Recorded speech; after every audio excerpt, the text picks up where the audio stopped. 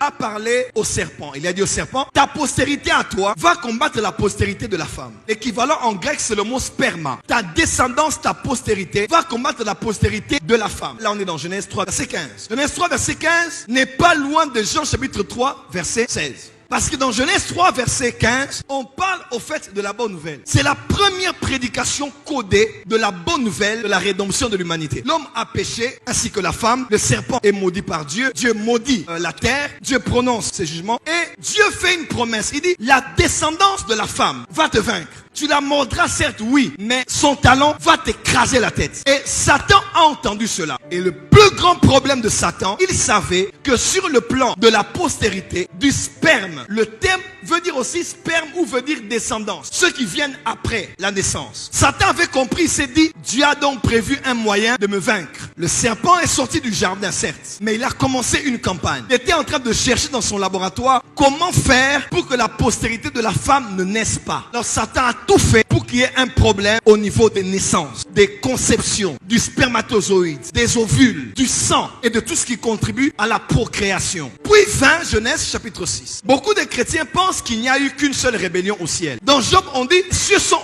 impurs à ses yeux et Dieu n'a pas confiance en ses serviteurs. Une autre version dit, il n'a pas confiance en ses anges. Parce qu'il n'y a pas eu une seule rébellion, il y a eu plusieurs rébellions au ciel. Dans Genèse 6, on dit, les fils de Dieu furent les filles des hommes. Dans le livre d'Enoch, qui est un livre apocryphe, on dit qu'ils étaient à 200. Et on dit, ils ont couché avec elles. On dit, les Béné Elohim étaient des anges. Donc, les fils de Dieu ont couché avec les filles des hommes. Et ils ont mis au monde ce qu'on appelle les géants. Sur la terre, il y a des hybrides. Des mi-hommes, mi-démons. Mi-homme, mi-ange. Mi-homme, mi-esprit. Et ce genre de personnes-là, leurs âmes ne seront jamais sauvées. Il y a des femmes qui ont eu des enfants par les esprits des eaux. Il y a des êtres sur la terre, dans les églises, qui ne sont pas des êtres humains à 100%. Tu pars avec quelqu'un comme ça, tu couches avec lui. Des choses qui entrent en toi, ça touche ton sang, ça touche tes ovules, ça touche ta matrice, ça touche ton utérus, ça touche ton comportement. Ça entre en toi. Tu ne sais pas, mais tu as été infecté par une autre nature. Lisez l'histoire de Lot. Les anges ont été là, mais les habitants de Sodome et Gomorrhe ont voulu coucher avec eux. Parce que quand les anges sont sur la terre, ils revêtent le corps humain, ils ont tout ce qu'un être humain a. C'est un mystère de Dieu. Jésus a dit, au ciel, vous serez comme les anges dans les cieux. Parce que là-bas, il n'y a ni homme, il n'y a ni femme. Les anges des cieux, il n'y a pas de femmes et des hommes. C'est vrai ce que Jésus a dit. Parce que dans les cieux, les anges sont asexués. Mais sur la terre, ils peuvent revêtir le corruptible. Un ange mange, il parle aux toilettes. Et le but de cette rébellion, c'était d'interdire Genèse 3, verset 15. Détruire les femmes, coucher avec les femmes. Et le verbe hébreu ne veut pas dire ils ont couché ensemble, mais elles ont été violées. Ils ont pris par force les filles des hommes. Et toutes ces choses se sont faites depuis Genèse chapitre 6. Dieu regarda toute la terre. Il vit que la terre était totalement corrompue. Pourquoi? Parce qu'il y a eu des mixages en tout, des métissages en tout. Il n'y avait plus d'êtres humains génétiquement purs. Et il est écrit, Dieu vit que Noé était juste et intègre. Le mot intègre en hébreu, c'est le mot génétiquement pur. Dieu a regardé la terre, il y avait un mélange comme pas possible. Dieu a dit, mais là, la postérité de la femme ne pourra plus naître. Ce que je dois faire, je dois chercher sur la terre. Et Dieu vint, il regarda, il trouva quelqu'un et sa famille qui étaient génétiquement purs. Il dit, c'est eux que je veux mettre à part afin de passer pour que ma prophétie de Genèse 3 verset 15 puisse se réaliser. Pourquoi le diable souillait la terre par la sexualité? Parce qu'il était en train de rendre impures les femmes pour que la postérité de la femme sainte ne naisse pas. Que Dieu vous épargne de tout homme ou de toute femme génétiquement modifiée ou génétiquement infectée. Parce que les gènes contiennent des informations générationnelles. En Nombre 13, allez voir, on dit qu'à Canaan, il y avait des géants. Goliath était un géant. Le mot Néphal, ceux qui sont tombés, produit le mot Néphilim. Ce sont des êtres humains génétiquement modifiés. Goliath, regardez sa taille, regardez sa forme. Un des descendants prophétisé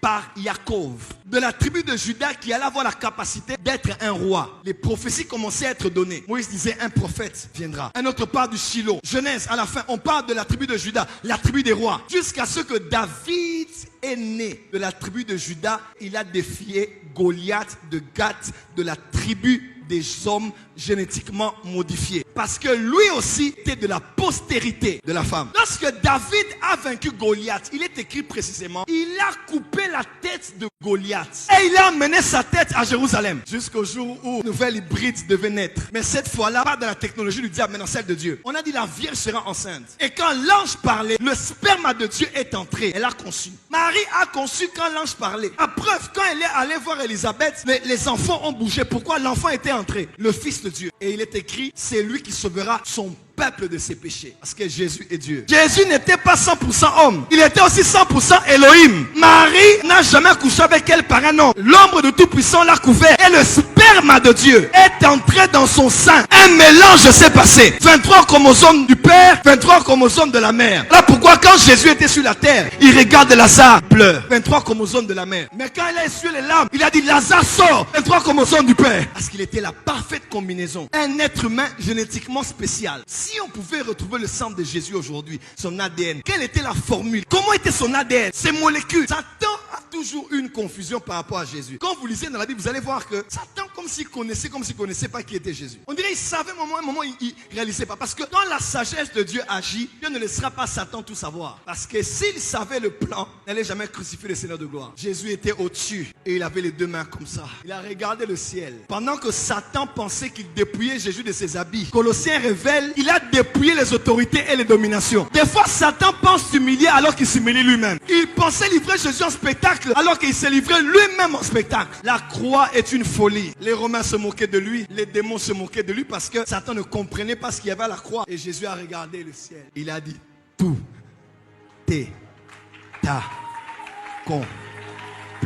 Satan a dit quoi? L'écho de la voix disait, tout est Satan dit, qu'est-ce qui est accompli? Genèse 3, verset 15. Parce que David, qui était de la lignée royale, quand il a coupé la tête du Nephilim, il a emmené son crâne à Jérusalem. Et plus tard, des siècles après, ce lieu-là, on l'a appelé Golgotha, le lieu du crâne. Le crâne de qui? Le crâne de qui? Voilà pourquoi Satan est intelligent, mais n'est pas totalement intelligent. On a écrasé son cerveau. Il y a des choses qu'il ne peut pas comprendre. Même s'il a des stratagèmes, il y a des choses qu'il ne comprendra pas. La sagesse de Dieu qui conduit ta vie, qui protège ta vie et qui emmènera tôt ou tard ta vie à l'accomplissement des promesses que Dieu t'a données. Lève-toi du fire.